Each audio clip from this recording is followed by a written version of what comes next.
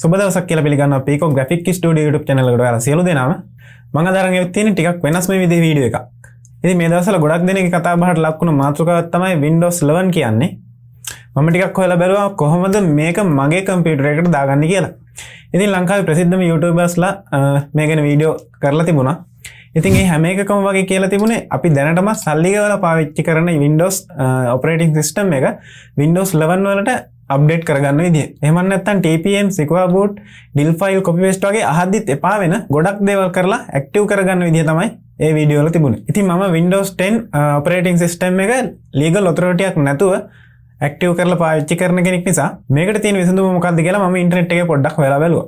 එතකොට මම දැක්කා එක්තරා වෙබ්සයිට් එකක තියෙනවා කලින් ඇක්ටිව් කරන ලද Windows 11 කියලා එකක්. ඉතින් මම වෙබ්සයිට් එකේ නම කියන්නේ නැහැ. මොකද මීට කලින් මගේ channel එකට පොඩි කේස් එකක් ආවා. මම නීති විරෝධී දේවල් ප්‍රොමෝට් කරනවා කියලා. ඉතින් අදාළ සයිට් එකේ නම මම සිංහලෙන් description එකේ දාලා තියෙනවා. ඔයාලට පුළුවන් ඒක ඉංග්‍රීසියට හරවගෙන ඔයාගේ ඉදිරි වැඩ කටයුතු ටික කරගන්න. දැන් අපි බලමු Windows 11 මම install කරේ කොහොමද කියලා.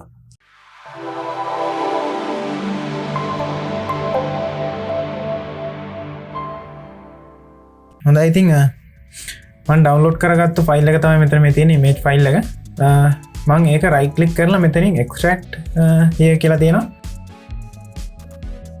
ඒක click කරලා මම මේක extract කරගත්තා. ඉතින් මේකට මේ ටික වෙලාවක් ගියාම මම මේක speed කරලා තියෙන්නේ. ඉතින් මේක extract කරගත්තට පස්සේ මම කරපු වැඩේ තමයි මේකේ ඔයාලට පේන ඇති මෙතන උඩ තියෙනවා setup exe කියලා ෆයිල් එකක්. මම ඒක උඩ right click කරලා run කියලා තියෙන option එකක් මම ඒක select කරා.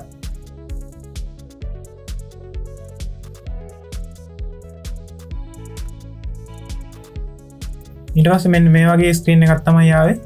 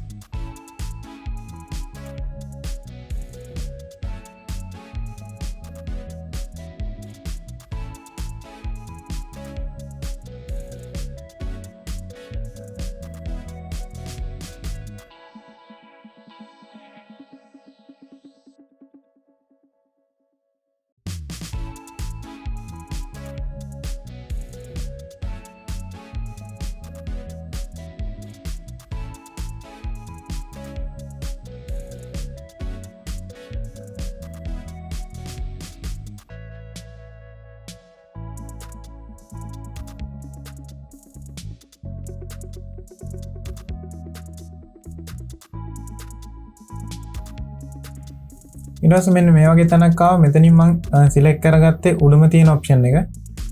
ඒකෙන් වෙන්නේ මගේ තියෙන කම්පියුටර් එකට ඉන්ස්ටෝල් කරලා තියෙන software සහ ෆයිල් ඒ විදිහටම තියෙද්දි මගේ සිස්ටම් එක විතරක් අප්ඩේට් වෙන එක තමයි ඒක තෝරගත්තාම වෙන්නේ.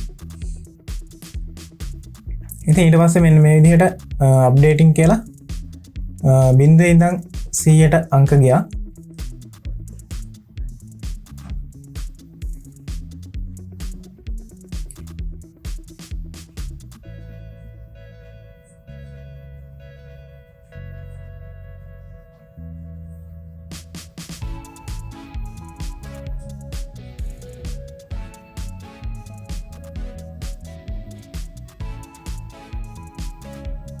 ඊට පස්සේ නැවත මෙන්න මේ වගේ එකක් ආවා. එතනමුත් මම install කියන එක select කරා.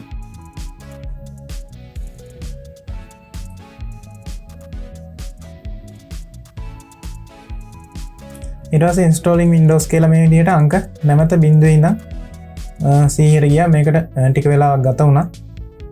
ඉතින් මේකත් මම ස්පීඩ් කරලා තියෙන්නේ. නැත්තම් වීඩියෝ එක ගොඩක් දික් වෙනවා.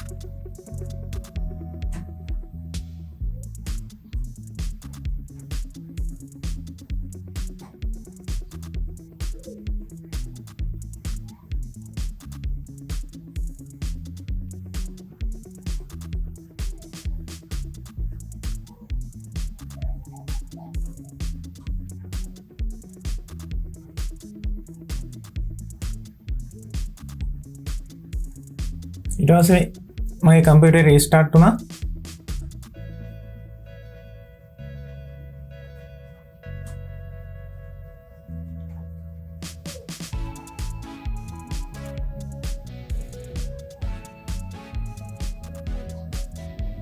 ඊට පස්සේ නැවත අංක යන්න පටන් ගත්තා 0 ඉඳන් 100ට.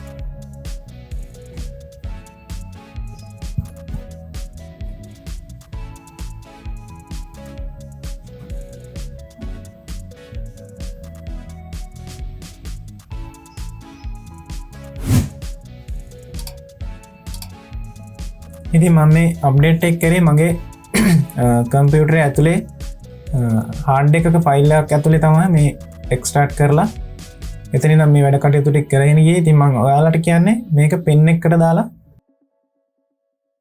පෙන් එක ඇතුලේ තියෙද්දි මේ විදිහට කරනවා නම් මේට වඩා ස්පීඩ් වෙයි.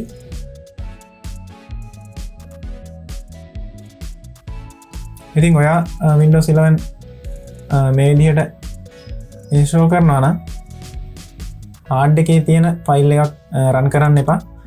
වෙනම පෙන් එකකට දාගෙන රන් කරන්න කියලා තමයි මම ඔයාලට කියන්නේ. මොකද එතකොට මෙච්චර කාලයක් වැය වෙන්නේ නැති කියලා මට හිතෙනවා.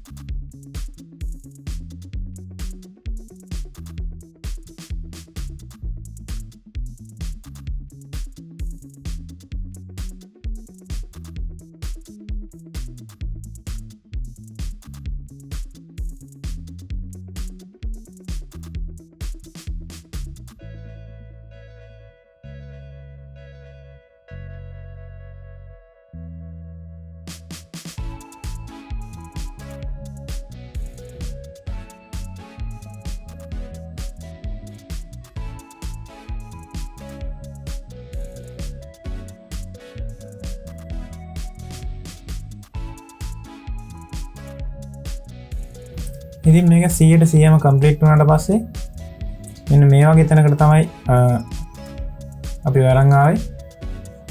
ඊට පස්සේ මම කීබෝඩ් එකේ enter key එක press කරාට පස්සේ මට password එක ගහන්න තැනට හම්බුණා. ඊට පස්සේ මම password එක ගහලා මේ විදිහට log වුණා.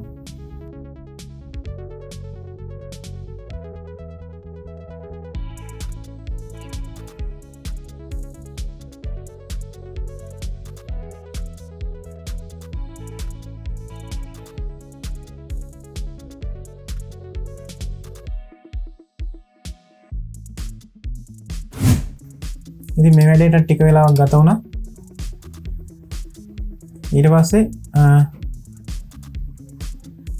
almost there කියලා වැටලා අපිට Windows 11 මෙහෙයුම් පද්ධතිය බලා ගන්න අවස්ථාව ලැබුණා. ඊට පස්සේ මම නැවත මගේ ස්ක්‍රීන් රෙකෝඩර් ඔන් කරලා මේ විදිහට ස්ක්‍රීන් එක රෙකෝඩ් කරගත්තා. ඊට පස්සේ මම ගත්ත ගමන්ම right click කරලා බලුවේ replace කරන බටන් එක. ඉතින් එහෙම එකක් මේකේ තිබුණේ නැහැ. ඊට පස්සේ මම කම්පියුටරේ this PC open කරලා බලුවේ මගේ ෆයිල් තිබිච්ච ඒවා ඒ විදිහටම තියෙනවද කියලා. ඉතින් ඒවා මුකුත් වෙලා තිබුණේ නැහැ. Windows විතරක් මේ විදිහට අප්ඩේට් වෙලා තියෙනවා.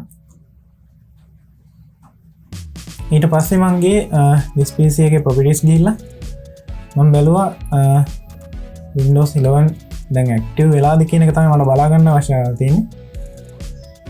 මෙතන තියෙන device specification කියලා තියෙනවා.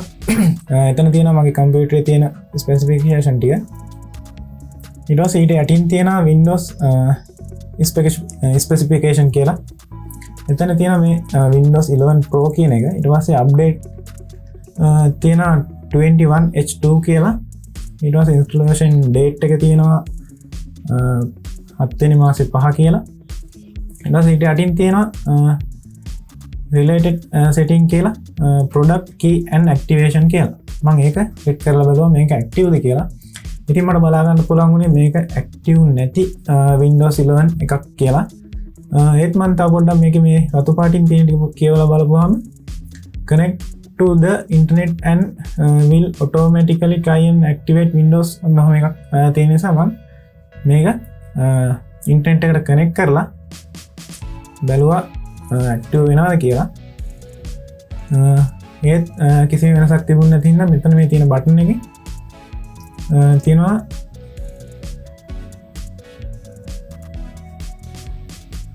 troubleshoot කියලා බටන් එකක් තියෙනවා. මම ඒක ක්ලික් කරා.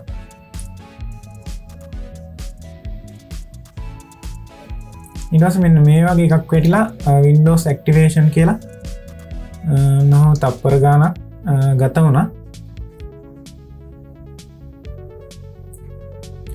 ඊට පස්සේ මෙන්න මෙහෙම මට බලා ගන්න පුළුවන් උනේ we are activated this copy of Windows කියලා.